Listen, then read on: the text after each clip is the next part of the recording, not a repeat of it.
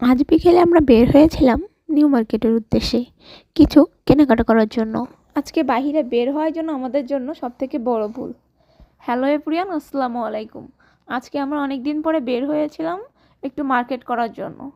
বাইরে বের হয়ে দেখি অনেক ঠান্ডা, এত পরিমাণে ঠান্ডা যে পুরো শরীর বরফ হয়ে যাচ্ছে। তাই গরম গরম চা খাওয়ার জন্য তোমাদের ভাইয়া গাড়িটা একটা জায়গায় দাঁড় করালো আর 2 কাপ দুধ চায়ের অর্ডার দিল।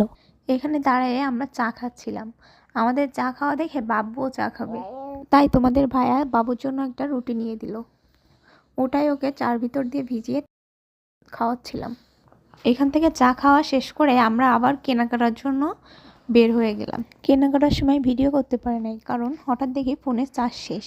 বাহিরে এত পরিমাণে ঠান্ডা যে আমরা খুব তাড়াতাড়ি কেনাকাটা শেষ করে আমরা বাসায় চলে আসছি। এই হলো আমাদের টুকিটাকি শপিং। আমাদের শপিংগুলো কেমন লাগছে সবাই কমেন্ট করে জানাবেন।